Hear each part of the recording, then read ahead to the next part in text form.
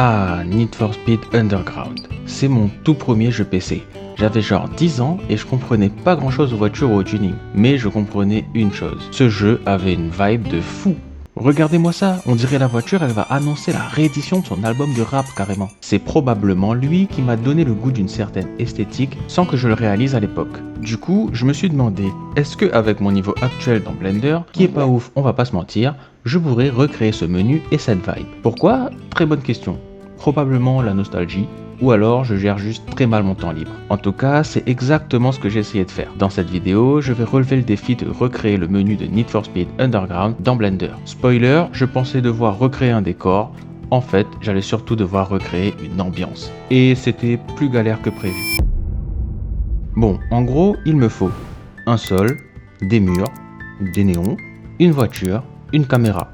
Sur le papier, c'était plutôt simple. Mais comme souvent avec Blender, quand c'est simple sur le papier, c'est que t'as pas encore commencé. Mon plan, je commence par ce que je maîtrise et j'attaque le dur après. J'ai commencé par le sol. Logique, c'est la base de toute la scène. J'ai créé un plane rectangulaire qui serait ma route par la suite. J'ai enchaîné avec des cubes pour former les trottoirs sur les côtés et je les ai légèrement arrondis pour les rendre un peu plus crédibles. Ensuite, il fallait que j'ajoute les gros poteaux en béton là.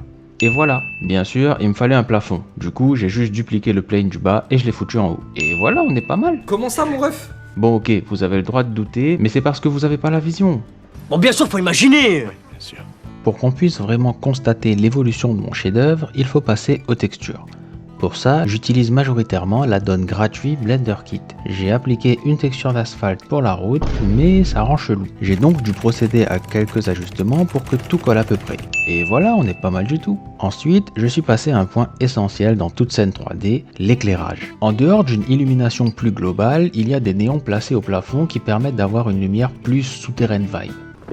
Ce que tu dis n'a aucun sens. Donc j'ai modélisé une espèce de boîte en métal et j'y ai placé un grand cylindre horizontal qui serait mon néon. Et voilà pour la lumière. Pour le reste de l'environnement, c'est-à-dire les trottoirs, les poteaux et les murs, j'ai appliqué différentes textures de béton, histoire de pas non plus avoir un rendu trop plat et fake. C'est ça qu'il fallait essayer de recréer ici.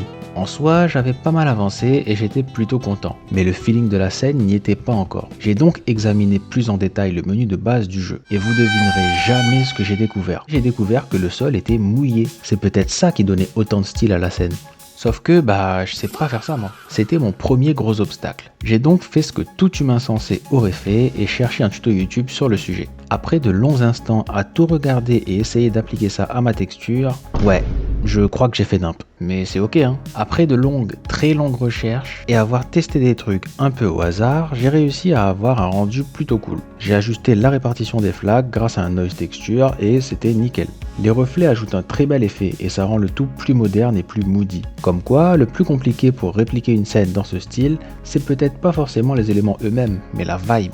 Et alors que je pensais que l'environnement était ok et que je pouvais passer à la voiture, je me suis rendu compte d'un truc. Dans le jeu de base, il y a des bâtiments visibles à l'extérieur. Alors ça, je m'en rappelais pas du tout. Mais c'est le genre de détail important que même si tu les vois pas vraiment, ils contribuent à la vibe de la scène. Donc j'avais pas le choix, je devais créer une ville extérieure. Mais non, je rigole, j'ai pas le time pour faire tout ça moi. Du coup, j'ai contourné le truc et j'ai créé plusieurs cubes allongés de différentes tailles. J'en ai mis deux un peu plus en retrait pour qu'on ait une impression de profondeur. Pas besoin de trop en faire, il suffit qu'ils soient visibles juste à la fenêtre. Ensuite, j'ai appliqué comme texture une image d'une skyline de nuit et j'ai joué avec les UV pour avoir un truc correct. Pour réussir à bien vendre la vibe ville de nuit, j'ai rajouté un brouillard grâce à un rectangle en émission et un dégradé. Et vous me direz ce que vous en pensez en commentaire, mais je dois dire que l'effet rend plutôt bien pour le temps passé dessus. Et là, j'ai remarqué un truc. J'avais oublié de mettre des aérations dans les poteaux là. Pour tout vous dire, je me suis demandé si c'était vraiment réaliste d'avoir ça à cet endroit. Mais comme je veux recréer la vibe, il me faut tous les détails. Alors je me suis mis au travail. Et quand j'avais presque terminé... Non, sérieux? Bon, heureusement, quand j'ai rouvert le projet, l'élément était bien là. Morale de cette vidéo, toujours spam CTRL-S. POV le nombre de gens encore sur cette vidéo après cette blague.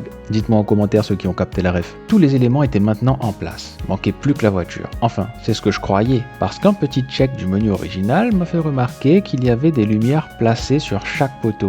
Du coup, go reproduire ça. Mais elles étaient un peu bizarres les lumières. On dirait juste des sources de lumière immatérielles dans un petit cadre foncé en métal ou je sais pas quoi. Pas réaliste du tout en somme, mais j'ai quand même testé de faire pareil. On respecte le matériau original ici. Et franchement, ça passait pas trop mal. Mais en regardant le rendu, il y avait un problème assez clair. Ça faisait plus parking souterrain vide que scène iconique. Et c'est là que j'ai vraiment compris un truc. Recréer la scène, c'était pas juste poser les bons objets au bon endroit. Il fallait vraiment retrouver le feeling. Bon, maintenant que c'est ok pour l'environnement, il faut placer la voiture. Bien évidemment, c'était hors de question pour moi et mon niveau éclaté en modeling de modéliser une voiture de zéro. Même pour vous, vaut mieux pas que vous voyiez ça. Donc, j'ai pris un modèle dans Blender Kit. Évidemment, j'ai pas trouvé de GTR gratuite. Enfin si, bon. Du coup, je me suis rabattu sur le plus beau modèle que j'ai trouvé en gratuit, une Audi R8 V10. Pas mal. Mais la texture de peinture était pas si folle, alors j'ai apporté quelques modifs. Déjà, j'ai switché pour un orange proche de celui de la Skyline d'Eddie. Et ensuite, j'ai cherché un moyen de rendre ça plus réaliste, en mode peinture métallisée et tout. Et comme je sais pas du tout faire tout ça, j'ai demandé à un pote à moi. Et après un bon moment à me perdre dans les nœuds, voilà le résultat. Franchement, je suis super content. On voit que c'est pas juste une simple couleur. Honnêtement, la vibe de la scène a step up de fou là, non? Bon, cette fois-ci, ça y est, la scène était enfin complète. J'avais recréé la scène du menu de Need for Speed Underground. Alors, je devais être content, mais j'ai l'impression que ça le fait pas. Il manque un truc. Les éléments sont là, la vibe générale est là, mais il manque l'effet waouh qui fait que t'as des étoiles dans les yeux quand t'as 10 ans et que tu découvres le jeu. Il fallait que j'ajoute de la profondeur et de la vie à la scène. J'ai commencé par mettre un bevel modifier sur quasiment tout pour que les angles soient moins droits et cassants, parce que dans la réalité, c'est pas comme ça. Et franchement, ça fait son petit effet. Ensuite, comme je trouvais que ça pétait pas assez, j'ai décidé de rajouter des néons. Il y en avait pas forcément dans le jeu de base, mais j'ai la vision pour reproduire le bon feeling. Faites-moi confiance. J'ai commencé par mettre des néons sous la voiture, vous connaissez hein, c'était ça pour avoir du style. Et alors que j'étais en train de faire le néon à placer sur le mur, ouais, CTRL S hein.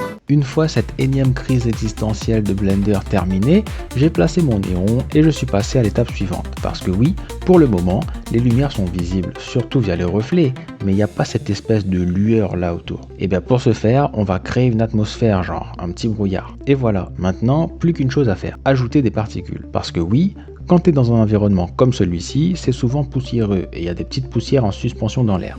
Et voilà pour ce qui est du réalisme. Et là, vous allez me dire, mais ta voiture, faut qu'elle roule, et ton tunnel, il est pas assez long.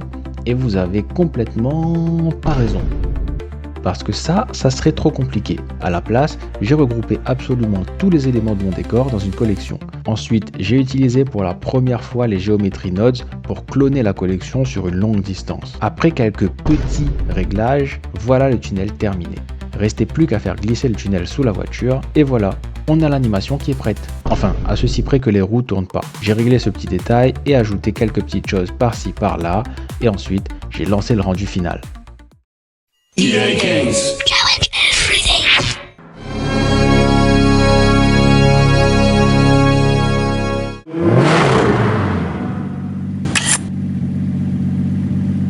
Bon, je sais, c'est pas parfait.